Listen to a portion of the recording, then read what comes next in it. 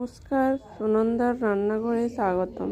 আমি আপনাদের হাঁসের মাংসের রেসিপি বানিয়ে দেখাচ্ছি। 2 চামচ মতো লবণ নিয়ে নিলাম। এবার হলুদ গুঁড়ো নিয়ে নেব ছোট চামচের কিছুটা। এবার একটু তেল নিয়ে নেব কাঁচা। এবার এগুলোকে হাত দিয়ে একটু মাখিয়ে নেব ম্যারিনেশনের জন্য। এবার কিছুক্ষণ এভাবে 20 মিনিট মতো রেখে দেব।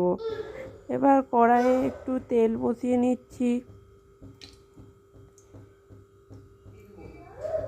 এবার তেলটা গরম হয়ে গেলে এর মধ্যে আলুগুলো দিয়ে দেব।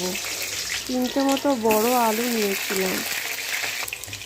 এবার এগুলোকে একটু নাড়াচাড়া করে ভেজে নেব। একটু উল্টে পাল্টে দিচ্ছি।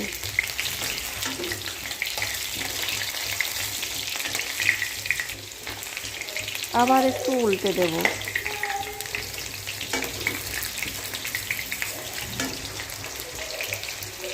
এভাবে কিছুক্ষণ ভাজার পর একটা ঝান্না দিয়ে তুলে নিচ্ছি। এবার ওই গরম তেলের মধ্যে পেঁয়াজ কুচানোগুলো দিয়ে দিলাম। এবার পেঁয়াজ কুচোগুলো হালকা ভেজে নেব।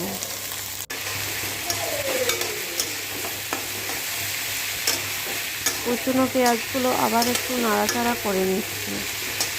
একটু লাল লাল ভাব হয়ে গেলে একটু টমেটো কুচি অ্যাড করে নেব। আবার একটু নাড়াচাড়া করে নিলাম। আবার একটু নাড়ব। এবার এর মধ্যে আদা রসুন পেস্টটা দিয়ে নিলাম। আবার খুন্তি দিয়ে একটু নেড়ে নিচ্ছি।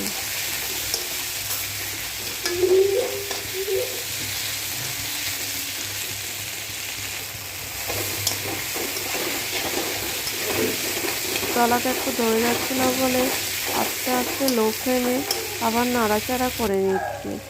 এবার 2-3টে মতো চেরা কাঁচা লঙ্কা নিয়ে নিলাম। এবার ম্যারিনেশন করা মাংসটা ঢেলে নিলাম কড়াইয়ের মধ্যে। এবার খুন্তি দিয়ে নাড়াচাড়া করে নিচ্ছি।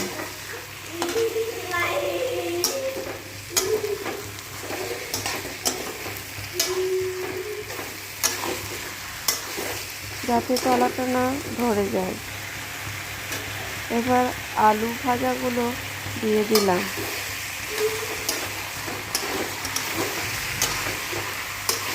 আবার একটু নেড়ে নিচ্ছি।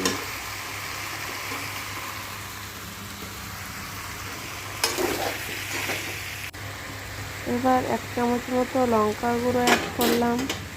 আবার একটু নেড়ে নেব।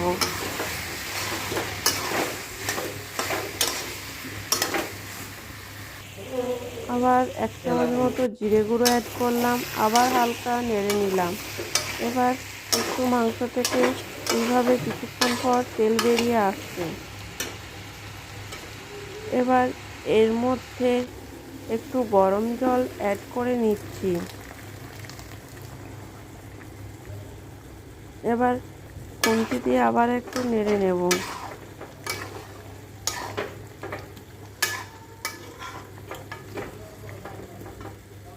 এবার কুকারের মধ্যে একটু গরম জল নিয়ে নেব। আর এই মাংসটা একটা হাতা দিয়ে তুলে নিলাম কুকারের মধ্যে। এবার এটা লো ফ্লেমে 4টে মতো সিটি মেরে নেব।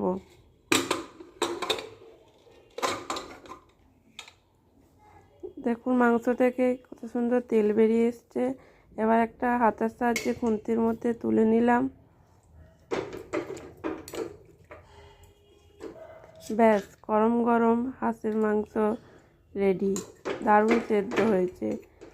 এবার গরম গরম রুটির সাথে সার্ভ করে নিন, দারুণ লাগবে।